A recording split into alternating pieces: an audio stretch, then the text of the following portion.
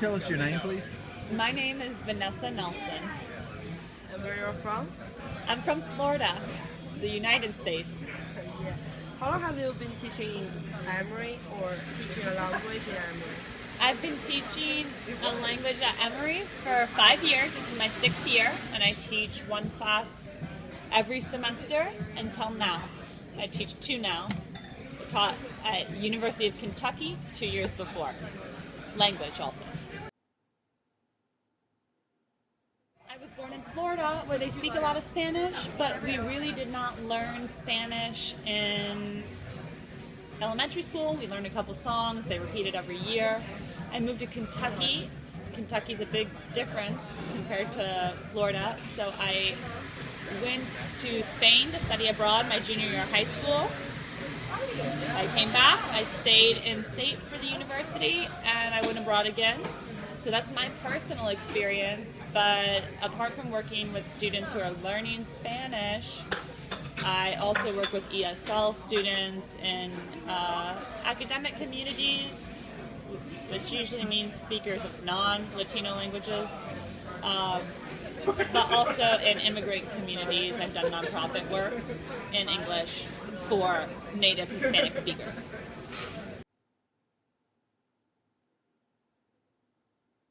Yeah, I would say I learned about 70% of my Spanish in Spain, or maybe even 60%. The difference perhaps is that that was when I was 16 and now I'm 28. So if we're talking about just acquiring language, I did a lot of basic vocabulary acquiring in Spain that I maybe couldn't use, even though I might have felt like at the time that I was using language. I also learned Portuguese.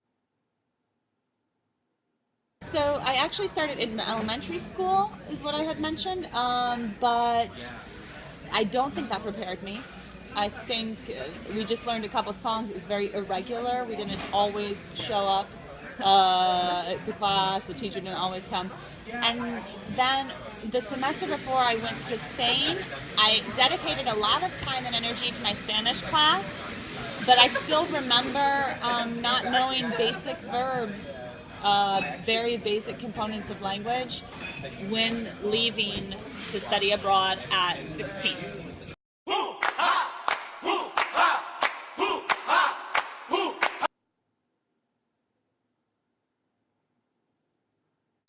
It was a public Spanish high school. So I went to a public Spanish high school. How could you understand them? I didn't. In fact, for the first 2 months I lived with a family. So I did a lot of memorization at first on my own. I did not participate in classes as I should have. They understand that American students are often not the best foreign language speakers. So I didn't really have that strong of requirements. I really learned Spanish by hanging out with a couple close friends abroad, and it wasn't until the very end of that single year I spent there that I would listen to music and watch TV, which might have helped the lack of Spanish, but either way, I learned. It was very functional. Not very clean, but I was still fluent.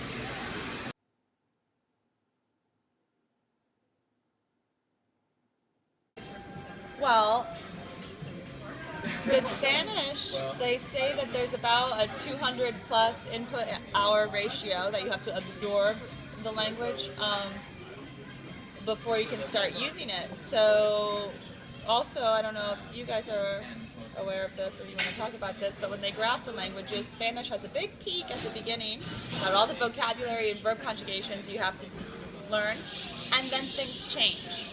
I'm not sure my approach to Spanish was the best. I suspect that if I went and acquired a little bit more language and learned that big chunk of information before traveling abroad, I would have had an easier time. The peak, the amount of time it takes to scale it, would have gone by a lot quicker if I had basic preparatory training and then put it into context.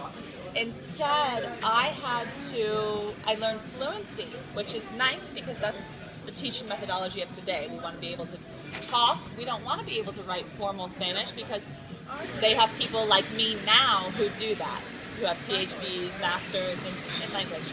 I think it would have been best to acquire a little bit more before leaving, then put it into practice, because I found myself doing a lot of backtracking.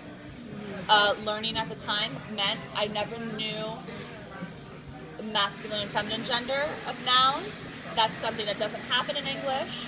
And so it would take me years to fix just 6 months of kind of not paying that much attention to those.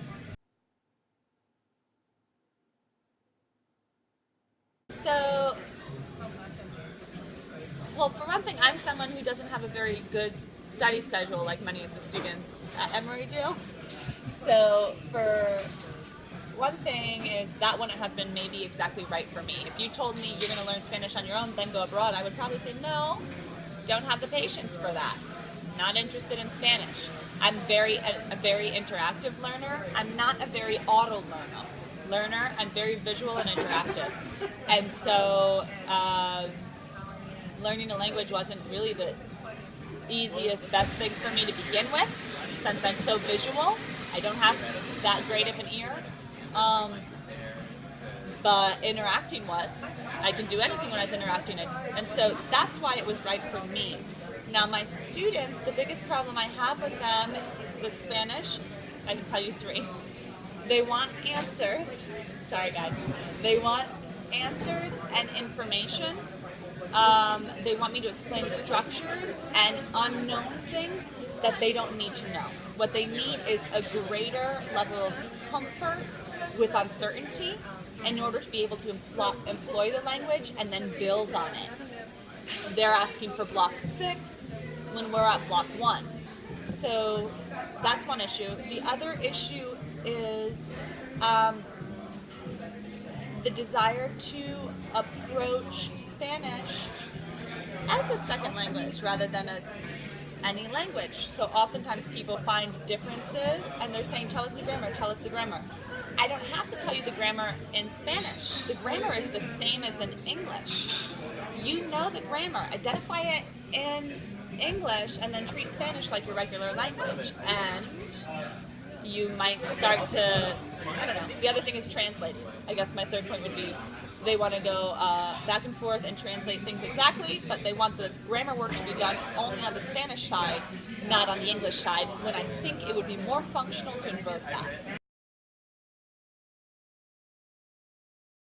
The other thing in the classroom is just engagement. I mean, it's just the problem that the classroom lacks is the thing that I was strongest in, right? I can interact. For Spanish teachers, one of the things that happens is the students want the grammar, and it is almost there. It's not a totally different language, right? So they know what we want to know: past conjugations. Why does it change? Why stem changing? They don't really want the answers, because the answers are often like, well, oral structures over time. So they tell us we should teach not teacher-centered, right? My work in the classroom is to say as little as possible, actually, and to get the students to speak so that I can give them that study abroad immersion component. However, notice that their intentions of me and how they see me are the exact opposite. They want me there giving everything, forming all the grammar. So we have it's not the most holistic relationship, but I still like it. Okay. Thank you, Ms. Nelson. Thank you.